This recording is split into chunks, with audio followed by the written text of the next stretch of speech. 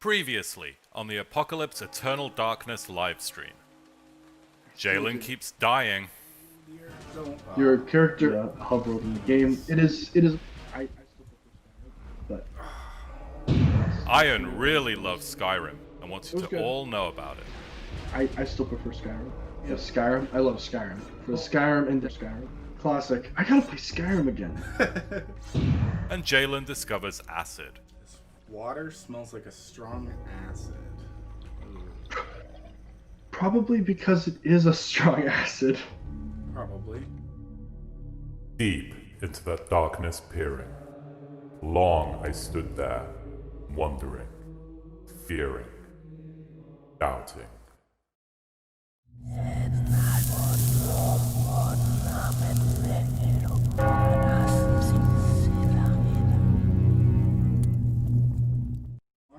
We are live. Hello, everybody. My name is Jalen Pachenik. Welcome back to another Apocalypse Studios live stream. I hope you guys liked the little intro that we had before the stream this week's. Scott and Phil both worked very hard on putting together that intro, which should be a regular segment of these streams now. We'll have a sort of brief recap for you of last time on DBZ before every stream. This week, we are joined once again by our CEO and founder, Dennis Dyack. How are you, Dennis? Hey, good, Jalen. How are you? Hi, everybody. Good. We're really good. We missed you last week. Caught up with Sorry a couple about that. meetings.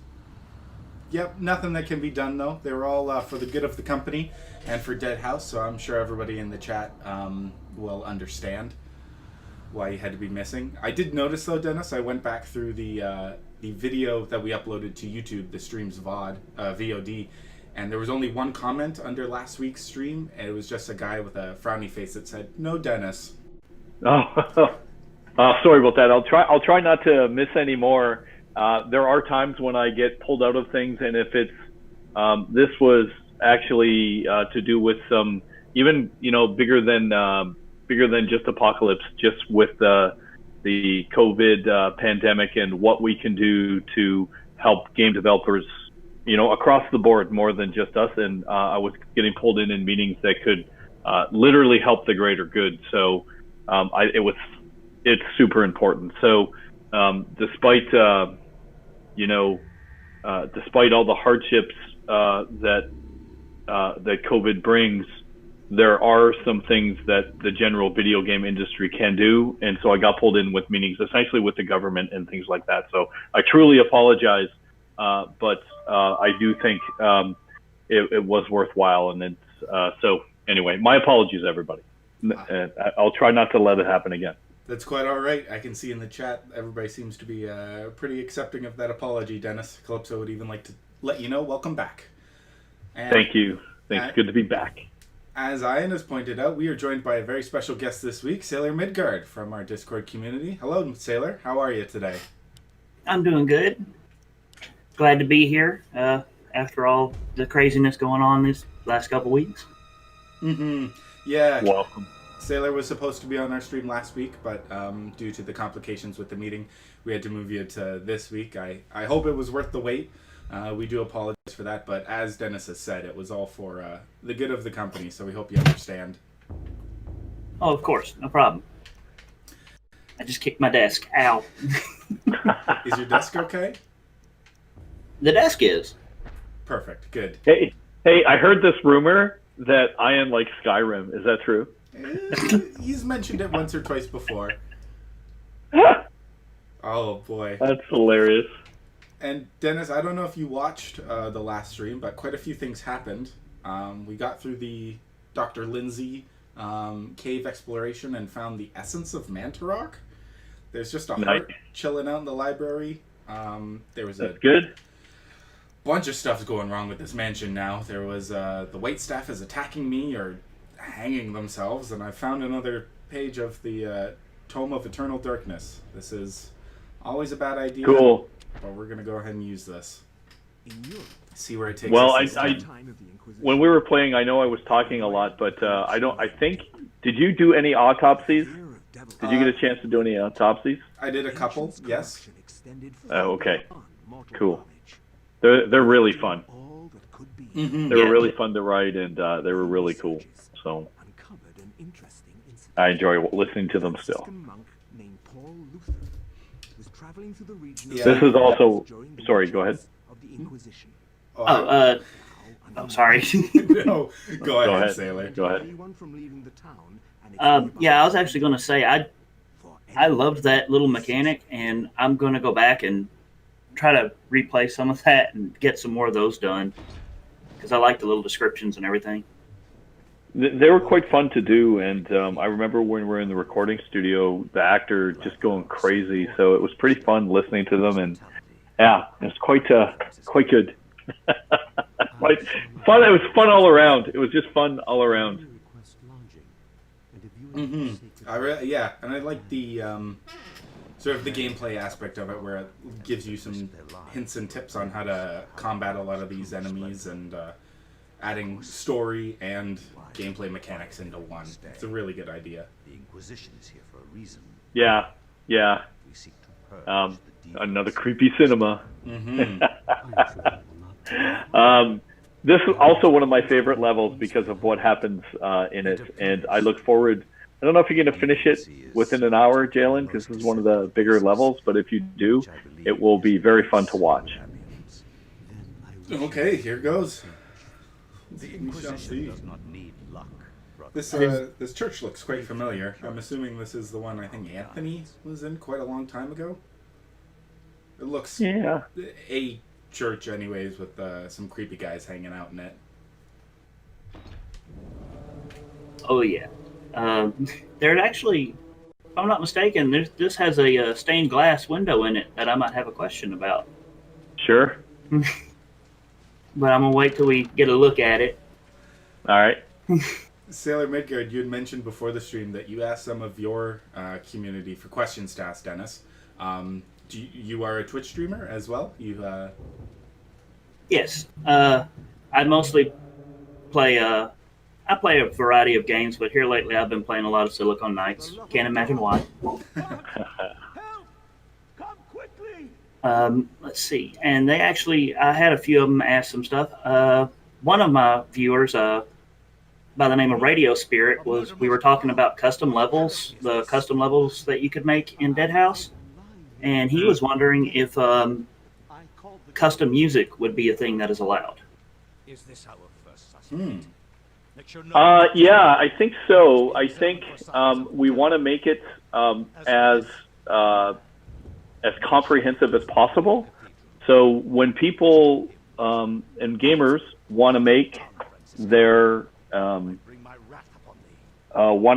experience, we sort of looked like we want to be able to allow gamers to create a Dungeons and Dragons module per se, or the concept of one, for Dead House. So if they want to do music levels, we want gamers to be able to do it without actually opening Lumberyard. However, if they want to go in Lumberyard and make 3D geometry, we're going to eventually allow that too. So it's going to be slow steps as we roll out the editor, but the idea of the editor is to make it as easy as possible to use and as easy as possible to put in content. So the answer is yes, and we have a lot of plans for that to be as extensive as possible. Okay. That's good to know. He'll be happy to hear that. I don't know if he's here right now. He works in music, and that's something Nice. he was really looking forward to getting to do. Nice. Yeah, we definitely encourage a lot of, as much as possible on the creative side. I think games these days, especially online games, are it is paramount to make sure the community has as much options as possible to, enhance the game in the directions that they want. So. Another one I had is, I'm pretty sure he was being both serious and funny when he asked this. A viewer of mine, Abysmal, was wanting to know, when Giga House becomes playable, will y'all be putting in fastball specials, such as, can he throw my Revenant at the enemies? I like that's a good one. Fastball specials. That is hilarious.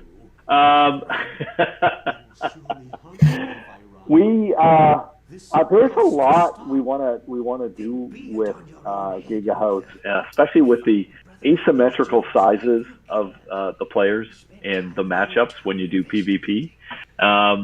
So we've got a lot of ideas, and certainly something like that would be something we would entertain. And I am very excited about it. Dead House is such a big game, and I don't want to get too excited because that's far off. And but every time I think about the asymmetry of all the different houses and what we have planned for it, I get really, really excited. And just some of the ideas we have already for Giga House are quite fun. So yeah. And I saw Abysmal over there in the chat. I'm sure he's quite excited for that. He's going to love throwing me around. Let's see here. Another fun little question. One of my, I believe this one was Shenanigans. Her idea. She was wondering about cross-house classes. I think what she was going for was say like a revenant that used to be a giant or things like that maybe later. Yeah, we've talked about that. We're entertaining that, and we're also entertaining the right word, cross-house mutations. So, but yes, the answer is yes. We're entertaining it. I can't say for sure whether we're going to do it, but we're definitely looking into it. So, if you could have giant revenants, you could have, I don't know, Lovecraftian liches. There's all kinds of things we can talk about, right? So, I guess the bottom line is, how can we do that within a cohesive system that makes sense? It's still balanced and yet allows all for those opportunities. But yeah, that was considered as of day one. It's just we're getting to the point where the game is so large. I want to be careful on what we promise. So rather than saying yes, it will be in for sure, I just want to confirm that we're actively looking at it, and if something like that is possible, we'll do it. Okay, that makes a lot of sense. Always better to give a maybe than a yes and have to go back on it. Yeah, we want the best way I can describe it is we want to do that. That would be awesome. There's someone else who will be excited for getting to throw my character around, I'm sure. Seems to be a bunch of my viewers are looking forward to two things: Giga's house, and getting to be mean to me. When we discussed the concept of the dungeon master being able to negatively affect the character, they were all just like, "Ooh, me." That's funny. I don't think I need anything from these trappers. Sorry, I'm thinking out loud. Let's see here. Was there another one? Yes. Okay. Abysmal had another one. I don't know if this one had been answered before, but would there be item levels in Dead House? I know WoW and Final Fantasy has them. He was wondering about that, and if there would be restrictions on certain events and things like that based on item level.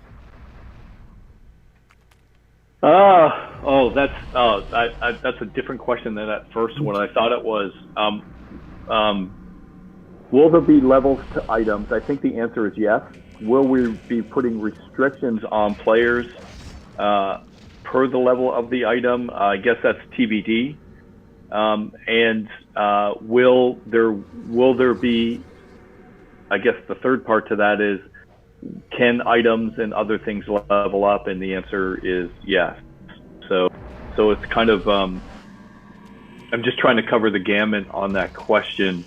But I think the answer is generally yes. We haven't decided if we're going to limit people from using a weapon if they're too low level or something like that. That's more of a balance issue. But yeah, leveled items, leveling of items, and just the general loot structure, I think is going to be fairly reminiscent of a lot of what you see out there, with some exceptions because we're going to do some enhancements. But a lot of what you see in T-Human, a lot of what you see in Diablo, just a system that's typical. Well, let's see. Got to mark that one down. Oh, okay. Oh, I apologize if that came through on y'all's end. Let's see. That led into another one we had a question for. Will things, how will scaling work? Like, let's say I'm level 30 and I think I can't hear anything anymore, actually. Oh. You're still good. There we go. We hear you. Yep. Okay, I'm breaking up a little on my end, I guess. Let's see.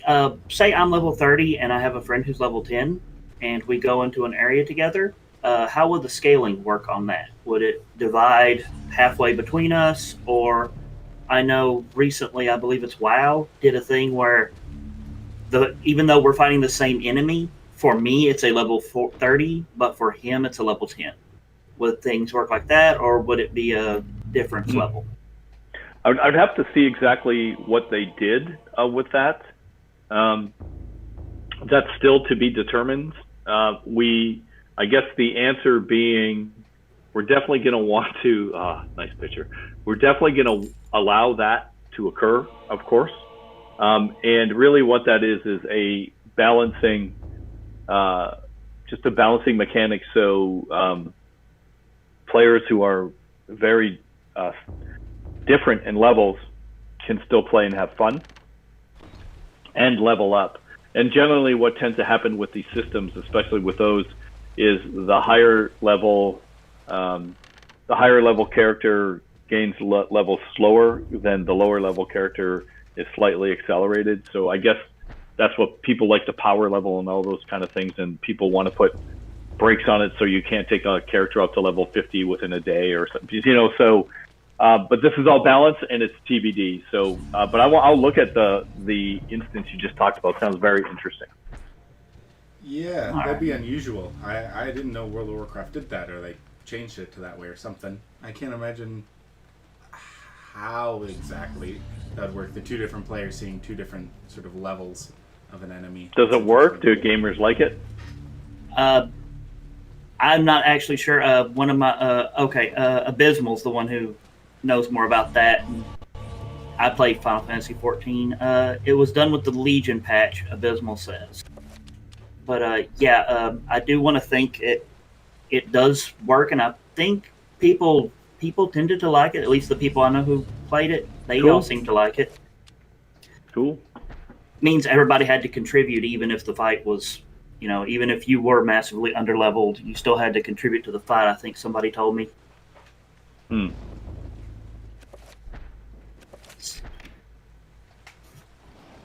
Interesting. Right.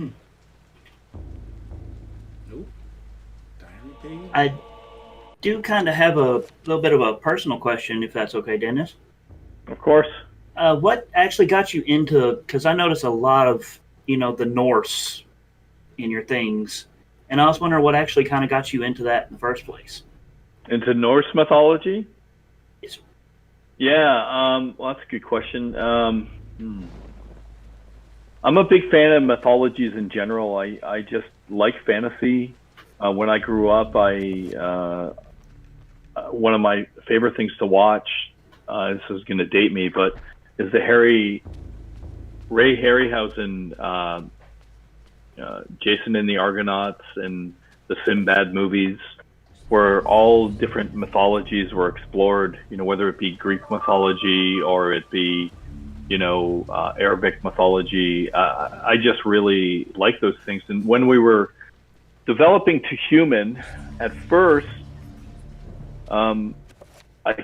we leaned towards Greek mythology, but we ended up going to Norse mythology, where we really dug in, because there was something that resonated with Norse mythology, where the gods were definitely not immortal, and they could die, and they really represented I guess a brutality where in, I guess, Norway at the time, the worst, if you look at Loki and how he betrayed the gods, the worst, because the environment was so harsh, the worst kind of enemy is the enemy from within, which I think, that's just a sort of really high level look at the Norse mythologies. And I just particularly really like them. And we did so much research on those, did a lot of, looked at the original Eddas, spent a lot of time. Man, there's some things we published on IGN, but they all got nuked eventually, unfortunately. We had these blogs where we talked about a day in the life of the Einherjar and things like that, where we talk about basically how a fallen warrior would be brought back to life cybernetically and getting ready for Ragnarok. It's just some cool stuff like that I just really enjoyed working on over the years with the Norse mythology. And I think it's so different compared to a lot of mythologies. Compared to, I guess I would say Greek mythology, especially in the West, is the most well-known. And the Norse mythologies have a lot to offer. So that's the best answer I can give. I love mythologies, and I love Norse in particular. Yeah, that's actually kind of the way I am. I just tend to, I lean more towards that one, but I enjoy reading anything from anywhere, coming from, anything involving mythos or anything like that. I enjoy those stories. Yeah. It's really fun. There's something about mythologies that resonate. And, whether regardless of the mythology that it is, you often find that people remember those stories really, really well. And, I just, it's just a preference of mine. I love them. So. I did always like I like Greek mythology when I was a kid. I was a big fan of the Percy Jackson series, which explored a lot of that. And the aspect that all the Greek gods were very much human still, or they had faults and they had failures, and they got jealous, they got angry, they got frustrated at things, and much more human emotions than some other mythologies anyways. Yeah, I watched some of the movies. I haven't read those books, so. I wouldn't recommend the movies. I didn't think they were very good compared to the books, and the books were good they for weren't young adult fantasy. Yeah, the movies were not stellar. Nope, they weren't. Looking over here in the chat, we got a question about Eternal Darkness from Calypso. 694 was wanting to know, with the making of Eternal Darkness, it was originally for N64. Was it just smartly ported to GameCube, or did y'all build it from scratch for the GameCube? We built it from scratch. The design was kept the same, but pretty much all of the assets were just the engine, everything else. We moved over to a different engine, and everything had to be built from the ground up. It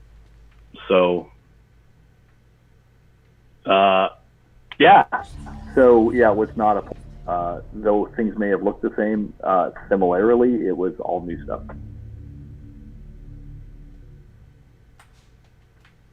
Those the stained glass windows at the end of this hall, Sailor Midgard, those weren't the stained glass paintings you were talking about earlier, were they? These ones? I don't think it's one of these.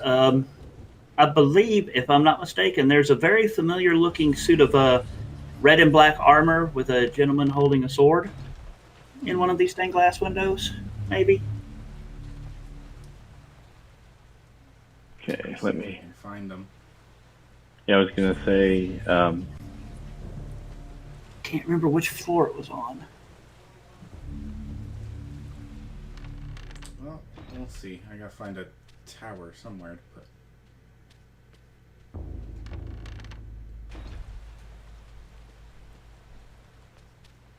Also, Pandora says you can sneak by holding X. Yes, I have. Okay. I really appreciate Pandora Chain giving me all these little tips and tricks as we move along, and telling me when to save. Most importantly, it was fun. The stream with Pandora was fun. She was laughing as hard as me as you were dying, Jalen. Yeah, I bet it is pretty funny.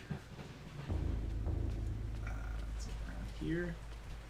Yeah, there's Pandora in the chat. Yeah. You keep going by windows. I'm starting to wonder if I saw what I saw when I was playing. Maybe I didn't. Maybe. This game has a lot of sanity effects. You never know. I would not put And it by Dennis Dyack to put a quick flash of Kane for 2 seconds just to make his fans crazy. Was that real? Was that not? I'm not sure. Yeah, and a couple of my viewers loved watching me play this because some of those effects got me. Did you play? Are you streaming on the PC Dolphin emulator as Jalen is, or are you going right from a GameCube? I'm coming straight from a GameCube. Yeah. There's a few graphical bugs going from the Dolphin emulator here that, but the fade in and fade outs from the still images are pretty cool in this. Oddly enough, the one that got me the most was the door knock. I don't know why, but the random someone banging on the door several times had me almost jump out of my chair. I know exactly what you mean. I do not like the door knock. You know, it's really funny. So I can tell you the story, and I haven't played Eternal Darkness myself in quite a while, but in my basement, I would play it, a year after we had finished the game, and even though I was involved in every single sanity effect, those still got to me as well. Some of the ones where they're really brutal, that are kind of like one-time smack you across the head, those obviously don't get you because and they would never get to me because I designed them, along with Gina and stuff. But some of the ones like the door knocks and just the volume, it's just creepy. It just works. Mm-hmm. The bathroom tub one, that got me with Alex Rivas. Yep. Yeah, that's a one-shotter. Yep. There's some better ones coming that I really particularly enjoy, and I can't wait to see them.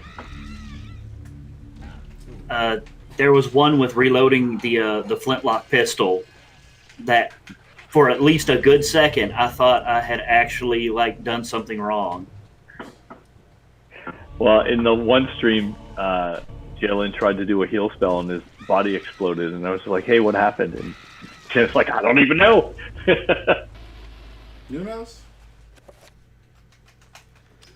Another diary page. I thought you were dead there, buddy. Almost. I thought I was too. Pull through with the clutch. Let's see here. Over here in chat, we also have another question from James Carmichael. Wanting to know, Dennis, what you think of the more contemporary and pop culture depictions of vampires, such as Blade movies and Buffy the Vampire Slayer. Are they considered sacrilege or a fun homage with people who know more about the lore? Yeah, let's see. So bias coming in, I guess. Well, I don't know. Maybe it's not bias. Blade is my favorite Marvel movie of all time. I loved Blade in particular. I thought it was quite good. The Buffy I really liked as well. I think that both Buffy the Vampire Slayer and Blade were really good modern depictions in popular culture of vampires. I think there's some really bad ones that I didn't particularly like, but those two are, I would probably, in recent memory, those are the two best ones that I can think of, other than, of course, Bram Stoker's Dracula. I think that's the best vampire movie to date so far. And Nosferatu, which is getting older now. I really like Nosferatu as well. But so those are sort of my top 5 vampires. I also like Fright Night, which is campy, but I really like Fright Night as well. The original Fright Night, not the remake. So yes, yeah, that one was the good one in my opinion too. Yeah, I'm not a Puritan when it comes to vampire lore and enjoying them. But however, I think I'm a Puritan when it comes to making them. So our rules will be a little harder set. Like vampires can walk during the day, sunlight doesn't kill them, yada yada yada. Those kind of rule sets. And we'll do research into various mythologies because there's vampires in almost every mythology across the world. It's very interesting. And also another favorite depiction, actually just thought about it, really loved the depiction in Vampires and Penny Dreadful. Thought those were pretty cool. That's one I've been meaning to check out. I loved Penny Dreadful. I thought the third season was I thought a little weak, but man, there's some good stuff in that. The first 2 seasons were awesome. I strongly recommend that. They combined essentially in Penny Dreadful. They combined Egyptian mythologies with some Gothic mythologies for vampire. It is very, very well done. And of course, a lot of vampire lore comes from the Book of the Dead and Egypt. So, which obviously Lovecraft is largely inspired from it as well.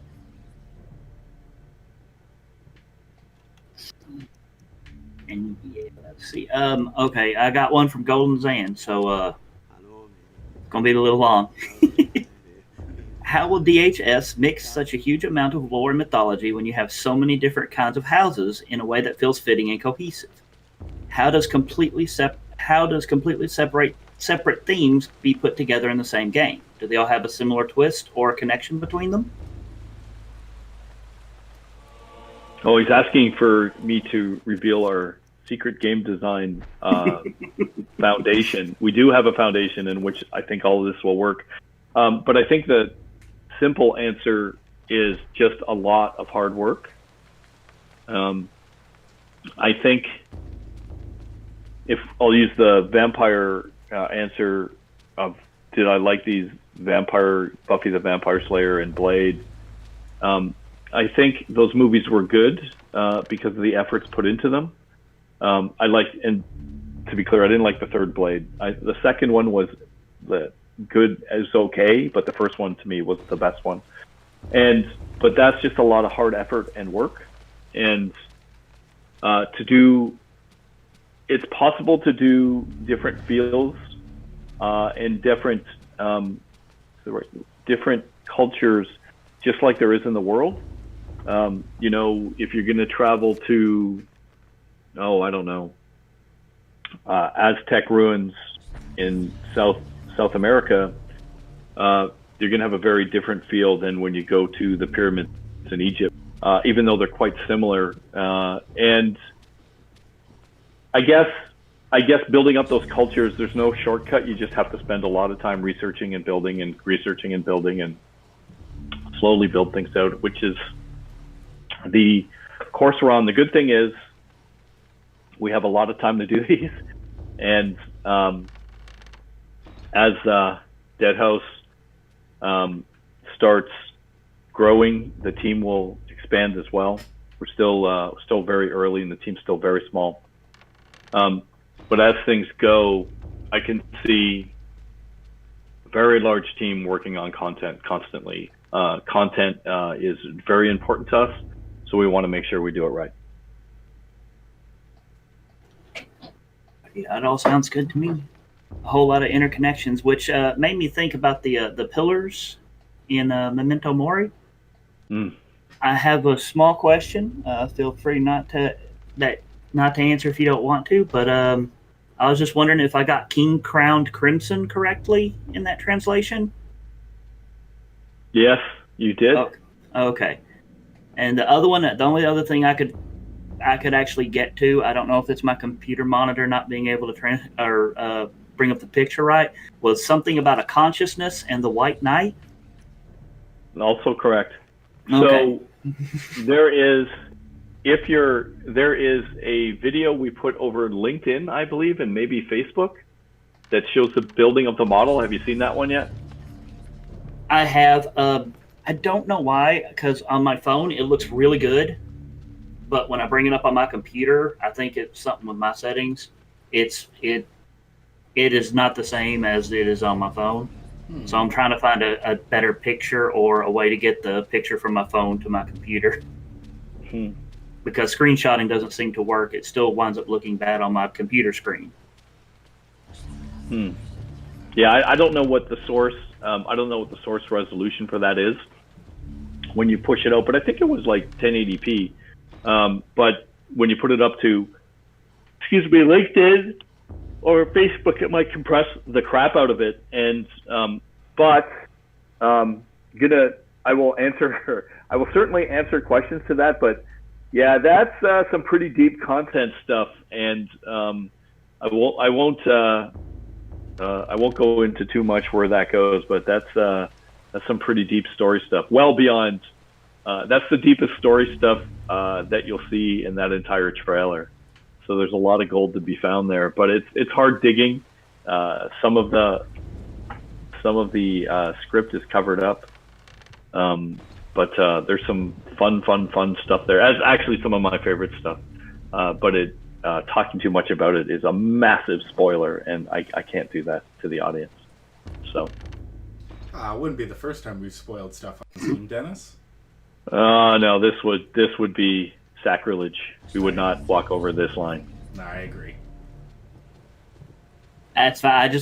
I just wanted to make sure I had gotten that right. And you did. Staring at those runes that long. Yeah, you did. That's cool. I funny when we put them in. It's very similar to the cinematic with Heimdall into Human, where he's got all the Norse ruins flying across, all the ruins flying across, which are Futhark as well. And when we put those in, there was things there that were readable. It wasn't just junk. And most of the artists were like, people will never go through and read what this said. And nope, sure enough, someone did within a day of the cinema being released. And when we were doing these, when we were doing this design, someone asked me what we wanted in specific. So I said, put this in. Or speaking over with Ray described to me, this is what we think we should put in here. I go, yeah, that's perfect. Let's do it. So I think it's really cool. I think it's really neat. So, and Ray picked it, but we discussed it, and I think it's a really good. Ray's one of the artists at Apocalypse, and it's some pretty cool stuff. So, Hey, I'm gonna have to go back and replay 2 Human and start trying to read everything again. oh, that's I don't know. You can probably find it on the internet, but on Heimdall's glasses in the opening scene where he introduces himself to Balder, there's a bunch of runes that fly across his glasses. People translated those, so it's funny. That's all. Oh, okay. I'll have to dig that up then. Yeah, that's out there somewhere. At least it was 10 years ago, anyway. Somewhere on the internet. Let's see. Hopping back into Eternal Darkness, Pandora asks, was there trouble compressing the game to fit on one disc, or plans to split it to 2 discs? Yeah, there was actually. We had to really compress the video. As a matter of fact, we had to write our own fuzzy compression algorithms that were at the time better than GIF and JPEG for the textures, and as well for the memory card, we actually had to use what's called bit compression, where we highly optimized the file. So the entire game is literally flags of 1s and 0s that we handcrafted to know exactly what secrets the player found and how far they are through the game, which made it incredibly small but very difficult to write. So yeah, we had custom compression for the cinemas, custom compression for all the textures, and we had highly customized save files to fit on those memory cards that were quite small. So yeah, we compressed this thing like there was no tomorrow.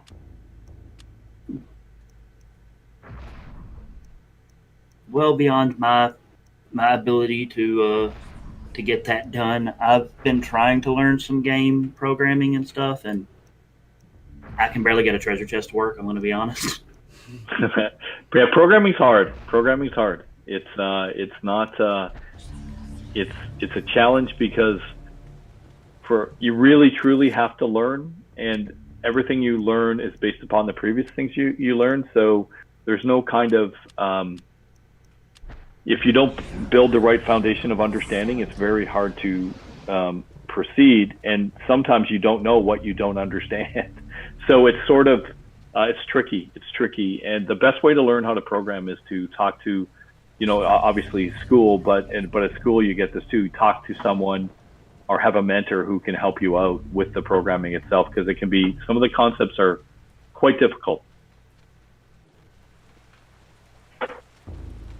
And actually, I had another question. I just remembered from the recent community roundtable, we had discussed Wheel of Time, and I was wondering how I go about claiming anything for having actually finished that whole series. Wow, very good. You did a better job than me. I stopped after the 6th book, though I heard the series was finished very, very well, and it was great. But the books 7 to 10 are a real tough push. But yeah, I really like the first 3 or 4 books of that series. I think it's an excellent series. I recommend Malazan Book of the Fallen. That's a reward. Have you tried that series? I have not, but I will now. It is my favorite fantasy series, I think, of all time. But there's two caveats. These books are much bigger than the Wheel of Time, and they're very densely packed. And unfortunately, with the series, the first book is the worst. So it's too bad. That was the first book that this author's ever written, and it comes out a bit rough. The concepts are amazing, but the writing's a little staggered. And by the time you get to book 2, it's almost like another author. And then book 3, which is called Memories of Ice, tells a story of something that happens over an ice age and over tens of thousands of years. Just a fantastic story. Amazing. And anyway, it's a decology. There's also 10 books. So some pretty crazy stuff. And it's all about, the main story revolves around a crippled god. So it's quite interesting. Thank you for that warning, because, that'll help me get through that first book. But yeah, I will definitely give that series a try. It's my favorite series of all time. And when I was reading it at the same time as Wheel of Time, and I was also waiting for the books of Wheel of Time to come out, and I was also waiting and frustrated by Game of Thrones or Song of Fire and Ice. And both authors had slowed down to the point where the books weren't coming out. And I looked for someone who promised to, continually drop their books. And Steven Erikson did, and he kept to his promise. And that series is very, very good. I can't recommend it enough. There's a bunch of Deadhouse Sonata homages already to Erikson. Awesome. I did find got another one for you from Golden Zan. This one is also kind of, going into that whole revealing too much maybe, but I'm going to ask anyway. The pillars of Nosgoth were related to the plains. Will the pillars in Nagosua be related to the houses themselves?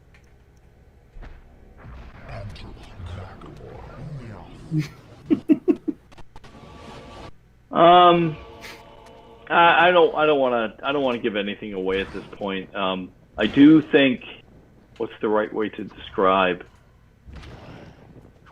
The pillars of Nosgoth were centrifugal to the legacy of Kane's story. The pillars that you see in Memento Mori, I don't attribute as much key factors as where we're going to take this to. There's some other things that we're going to do that will, don't be clear, everything has its meaning, but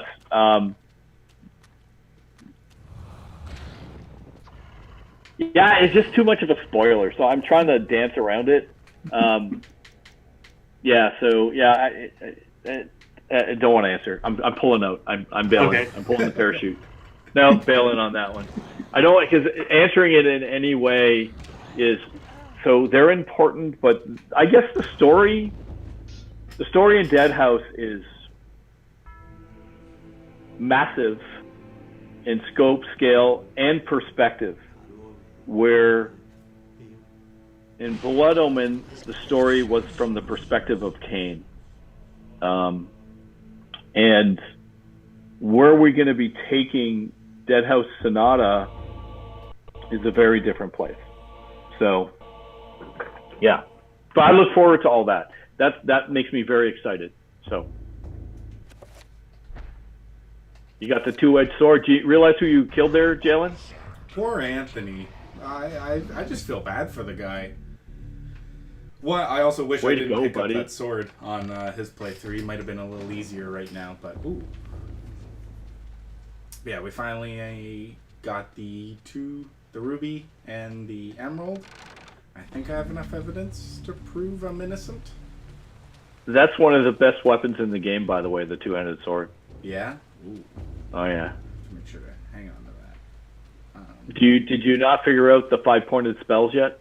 No, I have not yet. I see that, yeah, I do have the 5 power level, or 5 power point, so a whole new series of spells, I guess, to sort of play around with. And I now see Pandora Jane has told me to save. So thank you, Cutthroat Gaming and Pandora. I actually tried to run around when it came to that Anthony room. I kept trying to dispel and heal and everything. I was trying to save poor Anthony. Well, yeah, I was swinging on him a couple times, and I was thinking it might not have done anything, or there's another way to save him, but I think he's now you have to kill him. Poor guy. You have to kill him. Yeah. Way to go. So mean. He was asking. He started it. He got up with the sword and looked at me with intent. Well, a lot of his brain was probably rotted out by that point, so you can't blame him. He had a headache. No. Yeah.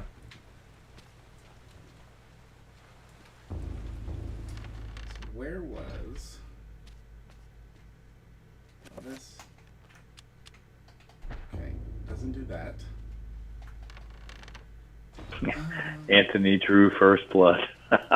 He did. He did. It's not my fault. Poor guy. Yeah, I'll have to say I felt bad about that one. All these people, every time the book shows up, I feel bad because you know they're not going to make it. So the interesting thing about that is only you as the player have context for that. Obviously the character here has no context for it. So it's just doing things like that with the switching of characters and sort of having this sort of meta story going on, and you as Alex playing these characters, it allowed us to do some pretty interesting story stuff. And a large percentage of people, when they played Eternal Darkness, didn't even realize Anthony was dying, and that you couldn't. I don't know if you realize this, but you cannot die as Anthony. You just keep coming back to life because you're already dead. Mm-hmm. So if you lose all your hit points, you just get right back up and hey.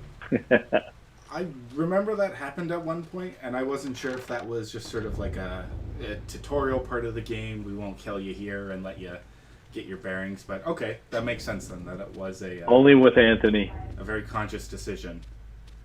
Because I distinctly remember the playthrough, the Kareem, when I died to the horror at the end of the stream.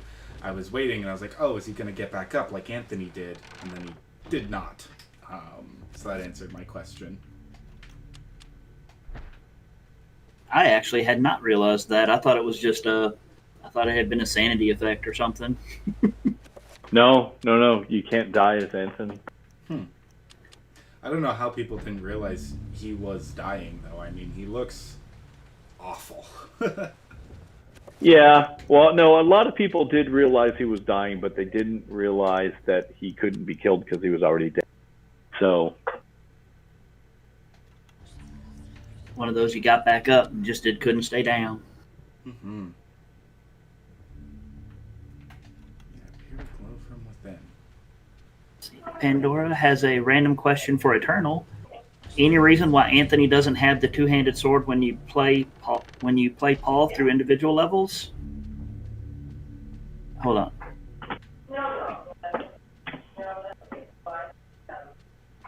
I don't know if I'm reading that wrong, but it's any reason why Anthony doesn't have a two-handed sword when you play through the individual levels? Was this an oversight? No, it wasn't an oversight. It was just us trying to put in some some neat things as you went along. So no, that was done design-wise to introduce that weapon. So just as a neat little Easter egg, I guess would be the way to describe it. And Theosis Mike wants to know if you have any more horror movie recommendations for us to watch. I do. The Witch. If you haven't seen The Witch, I'd recommend it. I would. See what else. There's.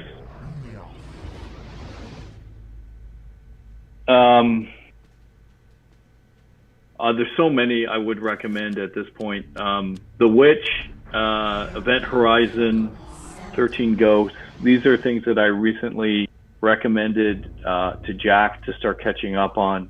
I watch a ton of horror films, and some I really like and some I just find fun. I enjoy horror, even though they could be bad movies. I generally tend to enjoy them quite a bit. I would say, what's one? The Witch I thought was one of the better ones I had seen in a while. There was a fun little one that recently came out called Headhunter. That was kind of fun. Kind of this dark fantasy. I don't know if anyone's seen that. Anyone seen Headhunter? I have not. I have not. Oh, interesting. And trying to think of. I really like The Shrine quite a bit. Actually, I really like that movie. It's got a very interesting story. So if you can see The Shrine, Black Mountain Side, these are some recent ones. The Void, very good. Black Mountain Side, very good. Let's see. I know when we were watching that video where they were listing off the ones that you'd suggested, my wife brought up one. She wanted to know if you'd heard of The Forest, I think it's called. It's about the forest in Japan. I've heard of that movie. I haven't seen it, but I've heard of that movie. I heard it was quite good, actually, but I haven't seen it. There's a couple I still want to see, like Absentia is one that's very Lovecraftian, and I want to check that one out. Another really good Lovecraft movie that a lot of people don't know about is called Midnight Meat Train. Check that's great. Pretty fun. Some pretty fun stuff. And the Apocalypse trilogy by John Carpenter. Those are some of my favorite movies of all time. The Thing is, I would say, my favorite horror movie of all time. I just really like The Thing quite a bit. And Into the Mouth of Madness, really love that film. And I hope they do Into the Mountains of Madness. I have not seen A Color Out of Space yet, but I want to. And, what was that recent movie as well? That was really good. Same actor, where his wife, it's about his wife, with Nicolas Cage. Okay, I'm blanking on it. Let me do a search. Sure. Normally we do this on Tuesdays, Dennis, our community roundtable streams, where we give a very vague description of a very niche movie and see who can be the first one to come up with it. Mandy. Calypso, well done. Mandy, yeah, Mandy is awesome. And Color Out of Space, I heard, is really good. I haven't seen it yet. So, yeah, I really want to see that movie. So, yeah, Faceless Mike, games, movies, books, any type of media where you can just give a very brief and vague description. It all works. Oh, books! I could go on forever. Go on forever. I love books too. I think that really having a good understanding. I always find that when I'm talking with people, if we like similar books and similar genres, I almost always get along with them. So I always like talking about these types of movies and what I like, just to get them out there, because it's a really what I would call a very interesting kind of just a good conversational, but just to get to know people. I like almost all types of horror. I like all types of horror, but there's some I like more. But dark fantasy horror I particularly like quite a bit. So.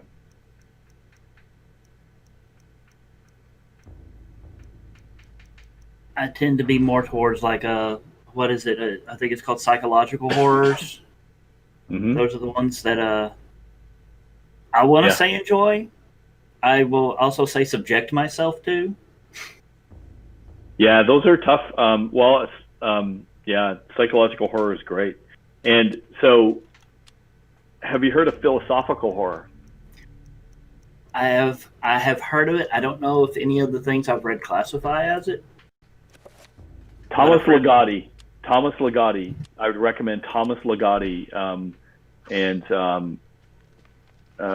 Grimscribe and Songs for a Dead Dreamer. Those already sound good. Great books.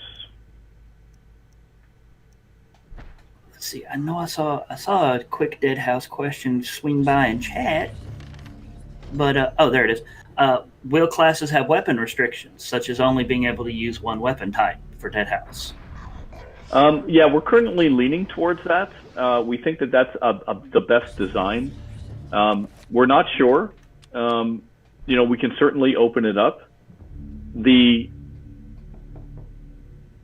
I guess it all comes down to, do you want a lich to be using a two-handed sword, or a dual wielding, I don't know, either knives or it all depends. I understand it really is do we want full freedom for the player, or do we want to essentially really help define the style of the class and make them asymmetrical?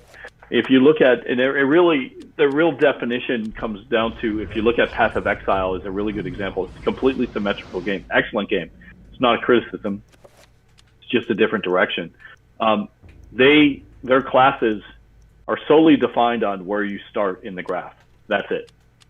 As far as the skill tree goes, and there's really nothing else that defines them. Where if we limit weapons and have different skill trees for all the different classes, then you get a different player experience every time you play a class. And I think that's where we lean towards right now. And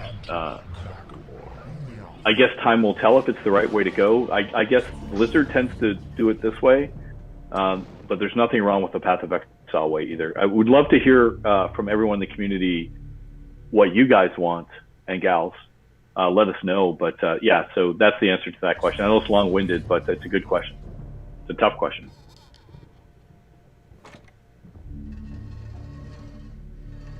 Oh, you found it.